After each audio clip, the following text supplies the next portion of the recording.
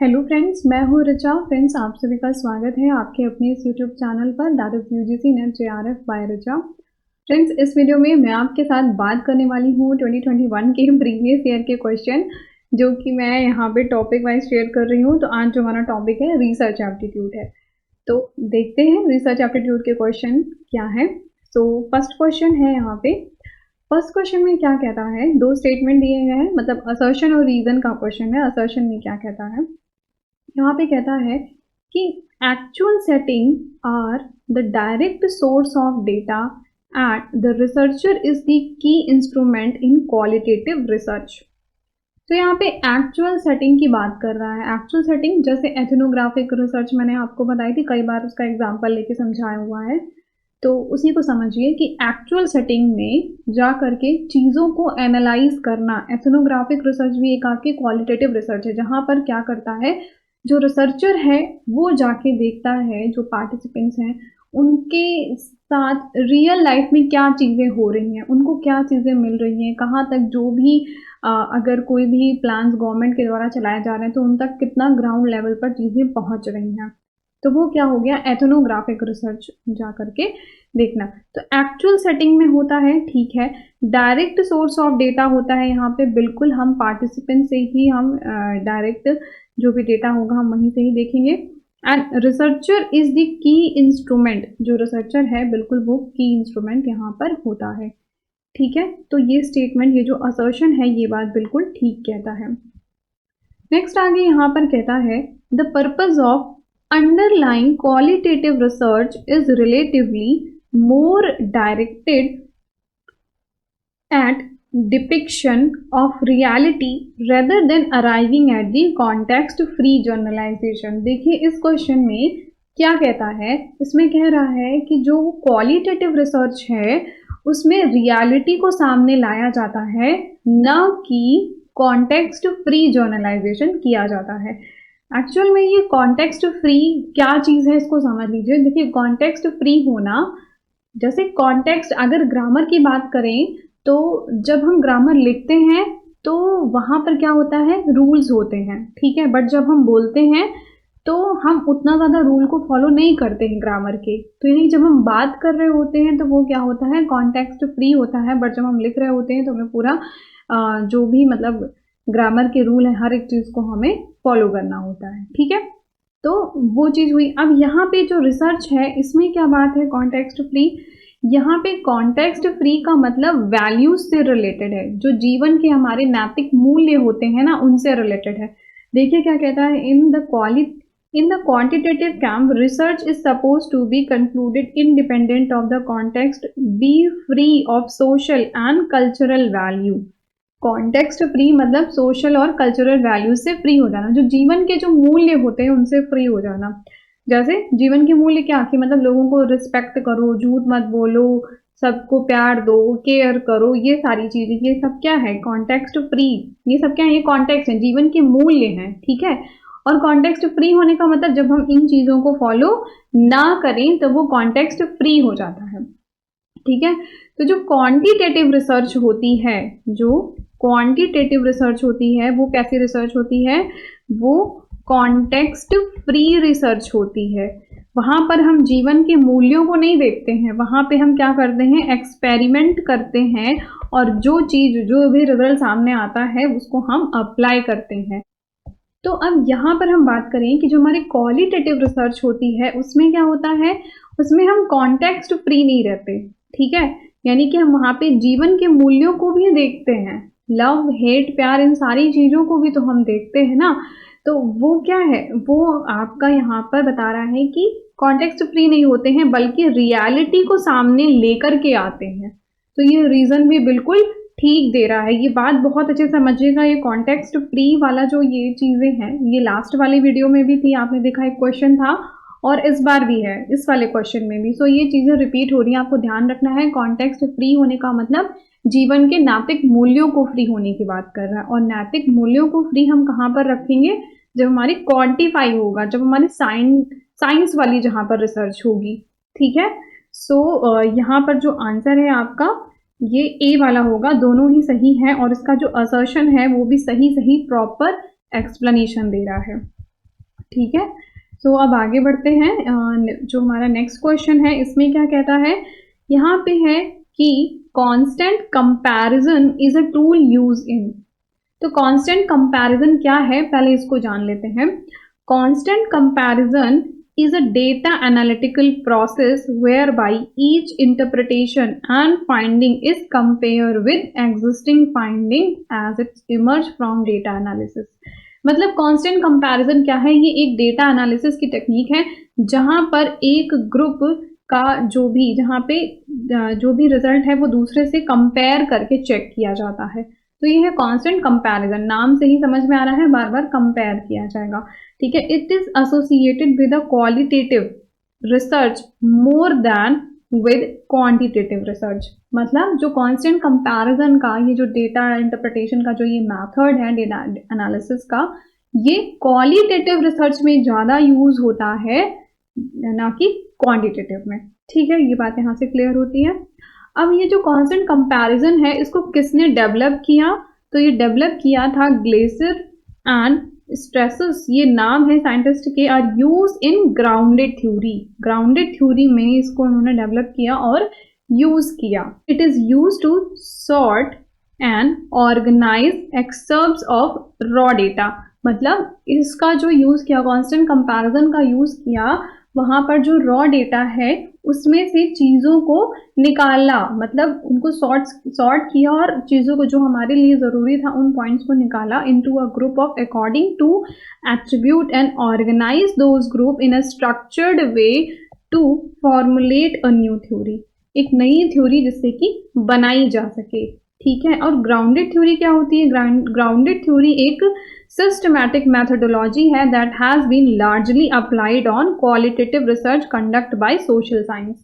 तो social science में जो है ग्राउंडेड थ्योरी होती है, और ग्राउंडेड थ्योरी में ग्लेसर्स ने जो है ये कांस्टेंट कंपैरिजन का मेथड यूज किया, जो कि जो भी हमारे पास डेटा है, एक्चुअली ग्राउंडेड थ्योरी क्या होती है, ये बॉटम अप अप्रोच होती है ना, जहाँ पे हमें बहुत स्पेसिफिक पैटर्न्स, बहुत स्पेसिफिक चीज़ें नहीं पता है, बट हमें कुछ कुछ चीज़ें पता है। तो वही कह रहा है कि जो हमें कुछ कुछ पता है उन कुछ कुछ चीज़ों से ही ले करके हम कुछ डेटा को अच्छे से एनालाइज कर पाए। ठीक है, तो वो होता है हमारा कांस्टेंट कंपैरिजन। ठीक है, तो यहाँ पे कह रहा है कि जो कांस्टेंट कंपैरिजन है ये टूल कहाँ पर यूज होता है, ये टूल यूज होता है ग्राउंडेड थ्योरी में। ठीक है, अच्छा, अब यहाँ पर ग्राउंडेड थ्योरी से रिलेटेड बात हो रही है तो मैं कुछ और भी चीज़ें आपको बता देती हूँ। जैसे कि देखिए ग्राउंडेड थ्योरी ये है, तो यहाँ पे कांस्टेंट कंपैरेटिव, जैसे ये वर्ड तो पूछ लिया कि कांस्टेंट कंपैरिजन क्या होता है, तो ये कहाँ पे यूज होता है, ग्राउंडेड थ्योरी में यूज होता है। ठीक है, generating a theory and doing a social research, social science की जो रिसर्च होती है वो ग्राउंडेड थ्योरी में हम करते हैं। ठीक है, नेक्स्ट यहाँ पर एक और टॉपिक है, यहाँ पे बोलता है कॉन्सेप्चुअल डेंसिटी। तो ये क्या होती है, यहाँ पे बोल रहा है कि कॉन्सेप्ट डेवलपमेंट, जो जैसे ये ग्राउंडेड थ्योरी है तो हम यहाँ पर क्या करते हैं, थ्योरी का डेवलपमेंट करते हैं। तो concept development depending on the deep familiarity with the data and regular verification and analysis. तो कॉन्सेप्चुअल डेंसिटी भी पूछेगा तो भी कहाँ पे आएगा, वो आपका ग्राउंडेड थ्योरी में आएगा। और इसमें क्या होता है कि कॉन्सेप्ट डेंसिटी, कॉन्सेप्चुअल डेंसिटी मतलब वही है ना कि जो भी हम कॉन्सेप्ट बना रहे हैं, जिस डेटा पे वो बेस है, वो उसको हम कितने अच्छे से उसको रीड किए हैं। ठीक है, तो ये है कॉन्सेप्चुअल डेंसिटी।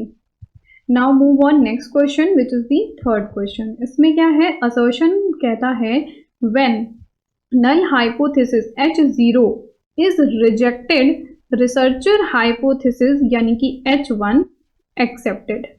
तो देखिए हाइपोथेसिस हम क्या करते हैं, इसको समझते हैं इस प्रोसीजर को। रिसर्चर करता क्या है कि एक हाइपोथेसिस बनाता है, ठीक है, और जो हाइपोथेसिस बनाता है वो नल हाइपोथेसिस होती है और उसको वो डिसप्रूव करता है। ठीक है, जैसे समझते हैं इसको और ध्यान से। देखिए जैसे कि ये नल हाइपोथेसिस के कुछ एग्जाम्पल हैं। यहाँ पर क्या कहता है, cat shows no preferences of food based on shape. ये इसकी नल हाइपोथेसिस है कि जो शेप है उससे जो कैट का प्रेफरेंस नहीं चेंज होगा। ठीक है, दूसरा यहाँ पे एक और एग्जाम्पल ऐसे समझते हैं कि प्लांट की ग्रोथ अफेक्ट नहीं होगी by the colour of light. जो भी लाइट का कलर है उससे प्लांट की ग्रोथ अफेक्ट नहीं होगी। ठीक है।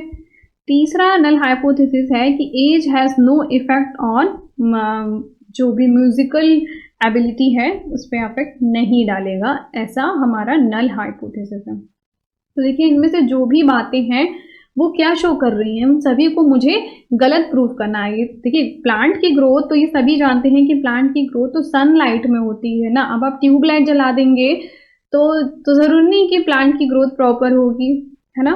तो यहाँ से आप एकदम क्लियरली समझ पा रहे हैं। अब यहाँ पे देखिए कैट है तो उसको जो भी फूड दिया जाएगा अगर वो शेप है तो उसके शेप को ये अफेक्ट करेगा। जो भी शेप होगा तो उसको जो जो शेप उसका प्रेफरेबल होगा वो उसकी तरफ भागेगा। तो ये क्या कहना चाह रहा है, यहाँ से ये बात बताना चाह रहा है कि जो नल हाइपोथेसिस है वो हम ऐसी बनाते हैं जिसको मुझे गलत साबित करना होगा। ठीक है। एक्चुअल में होता क्या है कि जो अल्टरनेट हाइपोथेसिस है उसको प्रूफ करने के लिए हमारे पास मतलब उतनी एक्यूरेसी या उतना डेटा नहीं है, तो हम क्या करें, जस्ट उसका उल्टा बना लें। ठीक है। उसको बोला नल हाइपोथेसिस, जस्ट उसका उल्टा हाइपोथेसिस बना लिया और उसको बता दिया कि ये गलत है। ठीक है। इसको डिसप्रूव कर दिया, गलत साबित कर दिया, तो उससे क्या हो जाएगा कि जो अल्टरनेट वाला है वो सही माना जाएगा। ऐसा रिसर्च में करते हैं। और ध्यान से समझते हैं कि देखिए नल हाइपोथेसिस क्या होता है। Hypothesis is testing is to use to assess and credibility of the hypothesis by using sample data. Hypothesis हम बनाते हैं, ठीक है। The null hypothesis of a test always predict no effect और नो रिलेशनशिप। मतलब जो नल हाइपोथेसिस हमेशा ऐसी बनाई जाती है जहां पे कहते हैं कि कोई इफेक्ट नहीं पड़ रहा। नल का मतलब क्या होता है, जीरो, और यहाँ पे जीरो कैसा है, जीरो डिफरेंस। ठीक है। नल इफेक्ट मतलब कोई प्रभाव ही नहीं पड़ रहा है, नल इफेक्ट है, तो वो आपका नल हाइपोथेसिस होगा। ठीक है। Between the variable, while the alternative क्या बताता है, जहां पर जो भी प्रेडिक्शन है वो अफेक्ट करता है रिलेशनशिप को। ठीक है। अब यहाँ पे कह रहा है कि हम नल हाइपोथेसिस बनाते क्यों हैं, तो the null hypothesis useful because we can test it. हम इसको चेक कर सकते हैं ना, कि अब जैसे वही लाइट वाला एग्जांपल है तो हम यहाँ पे चेक करेंगे कि दो प्लांट ले लिया, एक को ट्यूबलाइट में रख दिया, एक को सनलाइट में रख दिया, और अब दोनों की ग्रोथ को 1 महीने 2 महीने बाद चेक कर सकते हैं, तो हम उसको प्रूव कर पाएंगे। ठीक है। तो उसको हम मेजर कर सकते हैं, उसको हम प्रूव कर सकते हैं and conclude whether or not there is a relationship between the two measured phenomena. It can be inform the user whether the result of obtained are due to by chance or manipulating the phenomena. ये भी बता देता है। तो इसलिए हम null hypothesis बनाते हैं और उसको हम गलत साबित करते हैं और फिर अल्टरनेट को एक्सेप्ट कर लेते हैं। तो यहाँ पर कह रहा है assertion when null hypothesis H0 is rejected, तो रिसर्चर का जो अल्टरनेट हाइपोथेसिस है वो एक्सेप्ट कर लिया जाएगा। तो ये बात बिल्कुल ठीक कह रहा है।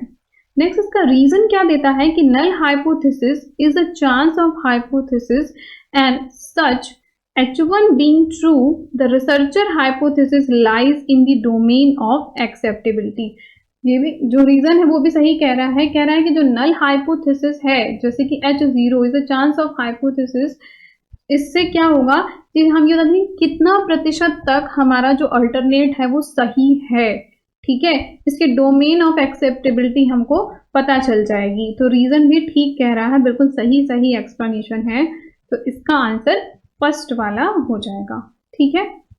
Now next question which is the fourth question. इसमें क्या कहता है, which of the following are issue in writing of research proposal. तो रिसर्च प्रपोजल बनाते वक्त हमें कौन कौन सी चीज़ों को ध्यान में रखना है। तो देखिए यहाँ पर जो मैं आपको बताने जा रही हूँ कि आपसे अभी जो क्वेश्चन पूछना चाहिए, जो वो बिगनिंग जब हम किसी भी यूनिवर्सिटी, IIT, NIT कहीं पे भी आप कॉलेज में अप्लाई करेंगे तो आपको वहाँ पे एक रिसर्च प्रपोजल अपना सेंड करना होगा।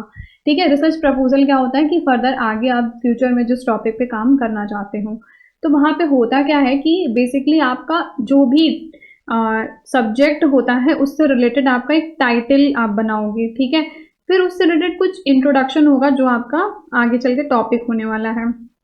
अब आती है बात प्रॉब्लम स्टेटमेंट की, कि क्या बेसिकली प्रॉब्लम क्या थी, यानी कि हम कह सकते हैं कि आपने जो भी पढ़ा था वो देखा और रिसर्च किया, आपने निकाल लिया। फिर आता है लिटरेचर रिव्यू। लिटरेचर रिव्यू क्या होता है कि आपने कितने सारे सो मैनी रिसर्च पेपर पढ़े, तो वो वाले आप लिटरेचर यहाँ पर लिखा जाता है कि मैंने ये पेपर पढ़ा। चाहे तो यहाँ पर आप टेबल वगैरह भी बना सकते हैं जिसके फॉर्म में लिखें कि ये पेपर था, इस ईयर में आया, ऐसी बातें इसमें लिखी गई, ये टूल वगैरह यूज़ की, इस तरह से आप लिटरेचर रिव्यू बनाते हैं। देन फिर आता है रिसर्च का ऑब्जेक्टिव। ये सबसे इम्पॉर्टेंट होता है। आप देखें कभी भी तो रिसर्च ऑब्जेक्टिव्स में क्या होता है कि वो चीज़ जिस पे आप फ्यूचर में काम करेंगे। फिर आता है हाइपोथेसिस और research design, work plan and reference. ठीक है, बेसिकली देखिए ये एक मैंने बताया है कि एक मतलब एक जनरल तरीका है, कोई ये फिक्स पैटर्न नहीं होता, ये अकॉर्डिंग टू दी फील्ड ये वैरी करता है। ठीक है, ये मैंने इसीलिए यहाँ पर मेंशन कर दिया है, ये कोई फिक्स नहीं है। ठीक है, कि इतना सब आपको बनाना ही होगा, अकॉर्डिंग टू दी फील्ड ये वैरी करता है और ये सारी चीज़ें हैं। तो अब यहाँ पे बता रहा है कि कौन कौन सी चीज़ें जो हैं रिसर्च प्रपोजल से रिलेटेड है। तो फर्स्ट है यहाँ पे सिलेक्शन ऑफ एप्रोप्रिएट टॉपिक। ठीक है, और एप्रोप्रिएट टॉपिक तो सिलेक्शन करना ही होगा ना। जैसे कि अगर मैं अब कॉमर्स से हूँ तो मैं होम साइंस के तो नहीं टॉपिक लेके जाऊंगी, जो भी होगा हमारा कॉमर्स सब्जेक्ट से हो सकता है। तो ये बात बिल्कुल ठीक कह रहा है। नेक्स्ट है यहाँ पे फ्रेमिंग ऑफ रिसर्च ऑब्जेक्टिव। ये भी मैंने बताया आपको कि रिसर्च ऑब्जेक्टिव बनाना होता है। नेक्स्ट है यहाँ पे framing of hypothesis of research question. बिल्कुल ठीक है, हम हाइपोथेसिस भी बनाते हैं। नेक्स्ट है यहाँ पे कन्विंसिंग फ्रेंड एंड कलीग्स। तो हम जो रिसर्च कर रहे होते हैं, हम यहाँ पे फ्रेंड्स एंड कलीग्स को कन्विंस नहीं कर रहे होते हैं, ये चीज़ गलत है। ठीक है, हम पूरे समाज, पूरी सोसाइटी के लिए कुछ ऐसा काम करते हैं रिसर्च में। नेक्स्ट है यहाँ पे choosing the correct research method and data analysis technique. तो डेटा एनालिसिस की टेक्निक को कि हाँ, मतलब जैसे यहाँ पर ये बताते हैं ना कि कौन से हम मेथड वगैरह यूज़ करेंगे जब हम डेटा को कलेक्ट करेंगे और फिर उसको एनालिसिस करने के लिए, जैसे टूल्स वगैरह हो गया, कौन सी लैंग्वेज SPSS वगैरह का कहाँ पर यूज़ करेंगे या कौन सी चीज़ यूज़ करेंगे जिससे हम डेटा को एनालाइज कर पाएँ। तो ये सारी चीज़ें हम मेंशन करते हैं जब भी हम रिसर्च प्रपोजल बनाते हैं। तो बेसिकली डी वाला ऑप्शन जो है वो नहीं होगा। तो ये जो ऑप्शन फोर्थ वाला है ये आपको नहीं दिख रहा होगा शायद, तो फोर्थ वाले में डी नहीं है और बाकी सारी चीज़ें हैं। तो यहाँ पे आंसर फोर्थ वाला हो जाएगा। ठीक है, ABCE। ठीक है, नाउ नेक्स्ट क्वेश्चन है, इसमें क्या कहता है, which is the fifth question. इसमें कहता है creating propose statement, research question and hypothesis that are narrow and measurable would mark the characteristics of the feature research type. कह रहा है इनमें से कौन सी ऐसी रिसर्च है जहां पर हम प्रॉब्लम स्टेटमेंट बनाते हैं। ठीक है, रिसर्च स्टेटमेंट, रिसर्च के क्वेश्चंस बनाते हैं, फिर हाइपोथेसिस बनाते हैं, फिर उसको नैरो डाउन करते हैं और वो मेजरेबल भी हो, तो वो कौन सी रिसर्च होगी। तो देखिए एक चीज़ मैं यहाँ पर बता देना चाहती हूँ, यहाँ पे कौन कौन से ऑप्शन है। नैरेटिव है, ग्राउंडेड थ्योरी है, एथनोग्राफिक रिसर्च है और एक्सपेरिमेंटल है। तो यहाँ पर क्या है कि एक्सेप्ट एक्सपेरिमेंटल रिसर्च सभी क्या है आपकी क्वालिटेटिव रिसर्च है। और यहाँ पर क्या बात कर रहा है, हम चीज़ों को मेजर करने की बात कर रहा है क्वेश्चन, यानी कि ये क्वांटिटेटिव की बात कर रहा है। तो क्वांटिटेटिव रिसर्च हमारी कौन सी है, एक्सपेरिमेंटल रिसर्च जो है वो क्वांटिटेटिव रिसर्च है। एक्सपेरिमेंटल के बारे में और भी जान लेते हैं कि क्या होता है। Here we check that the effect of dependent variable while changing of independent variable. ये आपका क्वालिटेटिव होता है ना, जहाँ पे क्या होता है, डिपेंडेंट वेरिएबल होते हैं और इंडिपेंडेंट वेरिएबल होते हैं, तो हम इस पे इसका इम्पैक्ट चेक कर रहे होते हैं, इसको मैनिपुलेट या चेंज कर करके देखते हैं। मैनिपुलेशन ऑफ वेरिएबल पॉसिबल है, held is the control environment, here we test the hypothesis mostly use in the science. ये बात तो सभी आपको समझ में आती है। तो यहाँ पर आंसर जो है फोर्थ वाला हो जाएगा। यहाँ पे स्टेटमेंट 1 है, इसमें क्या कहता है, इसमें कहता है integration of qualitative and quantitative research method is a trend accepted in social science research. तो देखिए ये मैंने आपको एक चीज़ बताई थी, पॉजिटिविज्म और पोस्ट पॉजिटिविज्म का अगर आपको कॉन्सेप्ट याद है तो उसमें ये सारी चीज़ें आपको बताई थी। तो पॉजिटिविज्म में क्या होता है, यहाँ पे research are mostly related to social science. ठीक है, इट सेज, पॉजिटिविज्म क्या कहता है, the way research conduct in science should be conduct in social science, ऐसा कहता है। ये बोलता है कि जो सोशल साइंस में जैसे मतलब रिसर्च इसी तरह होनी चाहिए जैसे कि साइंस में होती है। यहाँ पे कहता है says we should create a situation, ठीक है, हम ऐसे सिचुएशन को क्रिएट करें in the society and then find out the result. जैसे ना कॉज एंड इफेक्ट वाली बात होती है, तो वो कहता है यहाँ पे हम कॉज को ले करके आए और तब हम उसका इम्पैक्ट को देखें और तब जो है हम चीज़ों को बताएं, ठीक है। तो ये डिटर्मिनिस्टिक होती है, ठीक है। ये सारी चीज़ें मैंने आपको जो प्लेलिस्ट है रिसर्च एप्टीट्यूड की उसमें काफ़ी डिटेल में बताया हुआ है। तो पॉजिटिविज्म में क्या क्या चीज़ें ध्यान में रखनी होती है, एक तो होता है ऑन्टोलॉजी, एक होता है एपिस्टेमोलॉजी, एक होता है एक्सियोलॉजी और रिसर्च की मैथोडोलॉजी, इनकी बात ही करता है, ठीक है। हमसे क्वेश्चन में अब यहाँ पे देखिए क्या कह रहा है कि integration of qualitative and quantitative research method is a trend accepted in social science research. बिल्कुल ये वही बात कह रहा है पॉजिटिविज्म वाली, कि कहता है कि जहाँ पर पॉजिटिविज्म में कैसी रिसर्च हो कि सोशल साइंस में भी आपकी जैसी साइंस में रिसर्च होती है, यानी कि क्वांटिटेटिव जैसी रिसर्च होती है वैसी रिसर्च वहाँ पर लाई जाए। तो ये बात बिल्कुल ठीक कह रहा है। नेक्स्ट स्टेटमेंट है, इसमें क्या कहता है, सम क्रिटिक्स कहते हैं कि research method have fixed epistemological and ontological implications. लेकिन कुछ लोग क्या कहते हैं कि कुछ समथिंग आर फिक्स्ड है, जहाँ पे एपिस्टेमोलॉजी कैसी हो, फिक्स्ड होती है, और ऑन्टोलॉजी इम्प्लीकेशंस के अकॉर्डिंग होती है। देखिए यहाँ पर समझते हैं इन दोनों चीज़ों को कि क्या होते हैं। ऑन्टोलॉजी क्या होती है, the use of research in society in practical way, fixed चीज़ें नहीं। ऑन्टोलॉजी में यहाँ पर कैसा है, इम्प्लीकेशंस होने चाहिए। कुछ लोग कहते हैं कि जो रिसर्च है उसमें ऑन्टोलॉजिकल इम्प्लीकेशंस होने चाहिए, यानी कि उसको हम अपनी रियल लाइफ में इम्प्लिसिट कर पाएँ, ऐसी रिसर्च हो, ठीक है। और यहाँ पे क्या बात कहता है कि एपिस्टेमोलॉजी क्या है, it is known the inner knowledge, और पॉजिटिविज्म इसको रिजेक्ट भी करता है।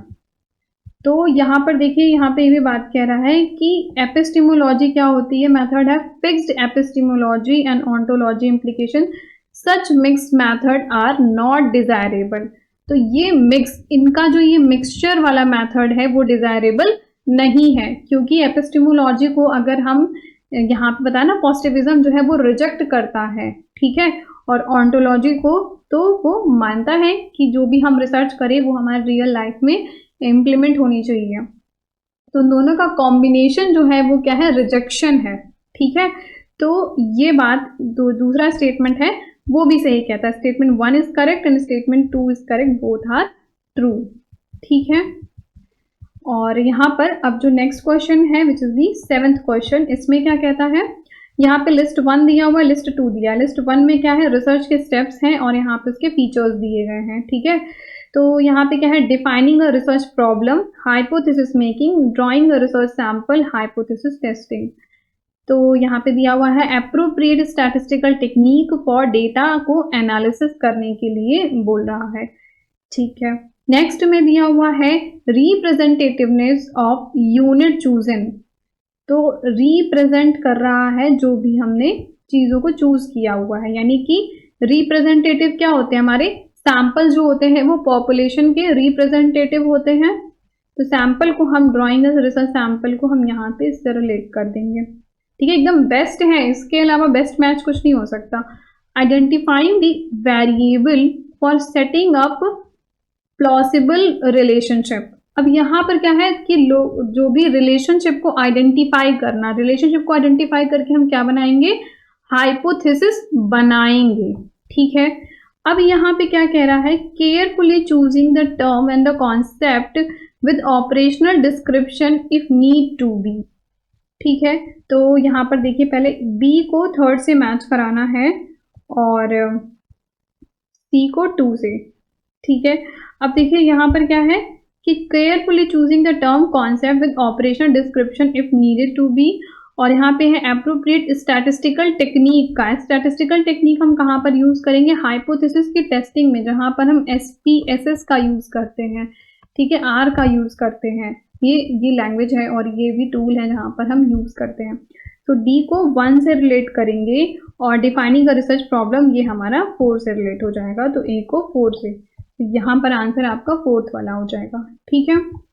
नाउ नेक्स्ट क्वेश्चन, इसमें क्या कहता है, यहाँ पे असर्शन दिया हुआ है, बोलता है कि format and style of referencing in thesis writing are imposed with a view to affect observation of formal protocol।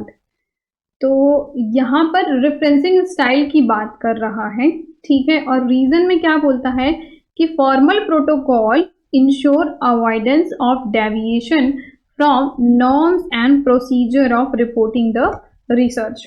तो प्रोटोकॉल क्या होते हैं, देखिए ये जान लीजिए। Protocol is generally means of official set of procedure for what action to take in certain situation. Protocols होते हैं ना जो फिक्स रूल, उनके हिसाब से सभी का प्रोटोकॉल होता है। तो protocol has many specific use but most of them deal with such plan and document that spell out such as a plan और अग्रीमेंट।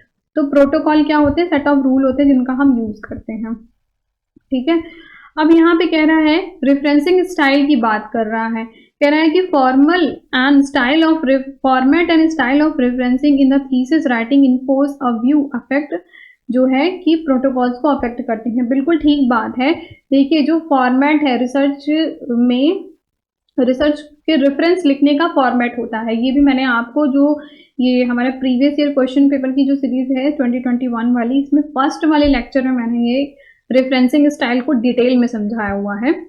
तो रेफरेंसिंग स्टाइल क्या है कि जैसे ये है कि किसी, अगर आपको कोई बुक लिखनी है तो वहाँ पे रेफरेंस कैसे देना है, पेपर लिखना है तो कैसे होगा, जर्नल है तो कैसे लिखना है, तो उस हिसाब से हर किसी की अपनी अपनी एक रेफरेंसिंग स्टाइल है, वो फिक्स स्टाइल है, उसी पैरामीटर के अकॉर्डिंग लिखना है, ठीक है। बट अगर हम नहीं लिखते हैं तो ये क्या करता है, हम क्या करते हैं, प्रोटोकॉल्स को नहीं फॉलो करते हैं, प्रोटोकॉल्स होंगे वो अफेक्ट होंगे। तो ये असर्शन बिल्कुल ठीक बात कहता है। नेक्स्ट है कि फॉर्मल प्रोटोकॉल इंश्योर एविडेंस। जो प्रोटोकॉल्स हैं वो इन चीज़ों को शो करते हैं ना कि हमने अपनी जो है प्रॉपर चीज़ों को फॉलो किया है या उनमें डेविएशंस आए हैं, ठीक है। तो रीजन भी बिल्कुल ठीक देता है, both are correct and the correct explanation, ठीक है। Now next question which is the 9th question, इसमें क्या कहता है, यहाँ पे स्टेटमेंट 1 है, इसमें बोलता है कि research ethic from a genuine concern of research to lend credibility in findings. जो रिसर्च के एथिक्स हैं, एथिक्स मतलब मूल कि क्या सही है क्या गलत है, ठीक है, ये जेन्युइन कंसर्न है, मतलब एक सही चीज है, एथिक्स को फॉलो करना चाहिए, एक जेन्युइन कंसर्न है फॉर रिसर्च। देखिए यहाँ पे एथिक्स का मतलब सही गलत ही नहीं, यहाँ पे एथिक्स का मतलब काफी चीजों से रिलेटेड है कि मतलब जब भी हम, जो भी हमारा रिस्पोंडेंट है, जब हम डेटा कलेक्ट कर रहे हो तो उसकी चीज़ों को हाइड रखा जाए, डिस्क्लोज ना करें, और अगर कभी ज़रूरत पड़े भी तो उससे बिना पूछे ना करें, उसके परमिशन ले। तो ये चीज़ें होती हैं रिसर्च एथिक्स की। तो research ethic is a form of genuine concern है, बिल्कुल अच्छी बात है, lend to credibility in findings. तो ये बात कह रहा है कि ये जो है विश्वसनीयता को बताता है जो भी हमारे पास रिजल्ट आएगा। ये भी बात ठीक है कि अगर हम सभी एथिक्स को फॉलो कर रहे हैं, यानी कि हम किसी चीज़ को, किसी रूल को ब्रेक नहीं कर रहे हैं, सपोज इसकी गाड़ी चला रहे हैं और हम जो है रॉन्ग साइड चला रहे हैं, तो वो क्या, आपने एथिक्स को ब्रेक कर दिया। तो वही चीज़ है यहाँ पे कि एथिक्स को ब्रेक नहीं करना है, रूल्स को ब्रेक नहीं करना है, इससे क्रेडिबिलिटी का पता चलता है, विश्वसनीयता का पता चलता है, बिल्कुल ठीक बात है। नेक्स्ट कहता है दूसरे स्टेटमेंट में, use of ICT in research mandatory as economical in terms of time and use of resources. तो देखिए रिसर्च में ICT का यूज करके हम रिसर्च को आसान बना सकते हैं, कन्वीनियंट बना सकते हैं अपने लिए, लेकिन ये मैंडेटरी नहीं है, ठीक है। जब कंप्यूटर नहीं था तो क्या तब रिसर्च नहीं होती थी? आखिर हमारी रिसर्च से ही तो कंप्यूटर आया इस दुनिया में। तो कंप्यूटर नहीं है, ICT का यूज नहीं है, तब भी रिसर्च पॉसिबल है, so it is not mandatory नहीं है। इसलिए ये वाला सेंटेंस रॉन्ग हो जाएगा और फर्स्ट वाला करेक्ट हो जाएगा, ठीक है। तो यहाँ पे आंसर जो है थर्ड वाला होगा। नाउ 10th क्वेश्चन, इसमें क्या कहता है, यहाँ पे स्टेटमेंट 1 दिया हुआ है, बोलता है scientific research is systematic, controlled, empirical and critical investigation of hypothetical proposition। Scientific research जो है, जो भी हम रिसर्च कर रहे हैं साइंस में, वो एक सिस्टमैटिक होती है, कंट्रोल्ड एनवायरनमेंट में होती है, इंपीरिकल होती है यानी कि एक्सपेरिमेंट करके देखा जाता है, क्रिटिकल इन्वेस्टिगेशन होता है और हाइपोथेटिकल प्रोपोजिशन है। बिल्कुल ठीक बात कह रहा है। अगर आप इसमें एक्सपेरिमेंटल रिसर्च को इमेजिन करेंगे और लैब में देखेंगे कोई चीज़ को टेस्ट किया जा रहा है, उसको इमेजिन करेंगे माइंड में, तो आपको यहाँ पे समझ में आएगा कि हर एक वर्ड सही लिखा हुआ है कि साइंटिफिक रिसर्च में सिस्टमैटिक होती है, कंट्रोल्ड एनवायरनमेंट होता है, लैब में कोई रिसर्च हो रही है तो वो एनवायरनमेंट वहाँ पे कंट्रोल्ड है। तो ये स्टेटमेंट बिल्कुल ठीक बात कह रहा है। ठीक है, नेक्स्ट यहाँ पे बोलता है कि population of research need not to be defined in a qualitative and quantitative research. तो देखिए यहाँ पर मैं बता दूं कि पॉपुलेशन क्या होता है। जैसे ये जो पूरा यूनिवर्स है वो हमारा पॉपुलेशन है। In a research the population is a entire group of your interest of studying they may lead to the group of people. तो वो क्या होता है पॉपुलेशन, यानी कि अगर मेरा जो है, अगर मैं पूरी इंडिया पे स्टडी करना चाहती हूँ, इंडिया के लोगों के बारे में कुछ कंक्लूजन निकालना चाहती हूँ, या यहाँ पे जो भी बाइंग बिहेवियर है इस पे मैं स्टडी करना चाहती हूँ, तो मेरा पूरी पॉपुलेशन क्या होगी, इंडिया। ठीक है, बट मैंने सैंपल में क्या किया कि कुछ 4 स्टेट उठाए और मैंने वहां पर उन पे स्टडी कर ली, तो वो क्या हो गया, मेरे सैंपल हो गए। बट मैं कंक्लूजन किसके बारे में निकाल रही हूँ, पूरी पॉपुलेशन के बारे में निकाल रही हूँ। तो पॉपुलेशन हमें बताना होगा कि हमारा जो रिसर्च है वो इंडिया लेवल पे है, स्टेट लेवल पे है, या किसी सिटी के लेवल पे है, या किसी डिस्ट्रिक्ट के लेवल पे है। तो हमें पॉपुलेशन भी डिफाइन करना होगा और उस पॉपुलेशन में से हमारा सैंपल क्या है ये भी डिफाइन करना होगा। ठीक है, जैसे यहाँ पर देखिए ये पॉपुलेशन होता है और उसी का सबसेट क्या होता है, सैंपल होता है। तो यहाँ पे ये बात समझ में आती है। बोलता क्या है कि population of a research need not to be defined, हमें ज़रूरत ही नहीं है डिफाइन करने की। तो ये स्टेटमेंट गलत है। पहली स्टेटमेंट तो सही है बट दूसरी स्टेटमेंट क्या है, रॉन्ग है। तो यहाँ पे आंसर जो है थर्ड वाला हो जाएगा। ठीक है, तो फ्रेंड्स इस वीडियो में इतना ही। आई होप कि आपको ये 10 क्वेश्चन अच्छे से समझ में आ गए होंगे, और समझ में आए होंगे तो प्लीज़ ज़रूर से कमेंट कीजिएगा और लाइक कीजिएगा वीडियो को। And thank you so much for watching this video. और आप ये चैनल, यहाँ पर ये ग्रुप है टेलीग्राम का, आप यहाँ पर जुड़ सकते हैं। यहाँ पे आपको डेली क्विजेस प्रोवाइड करते हैं, ये आपके लिए ही बेनिफिशियल होता है।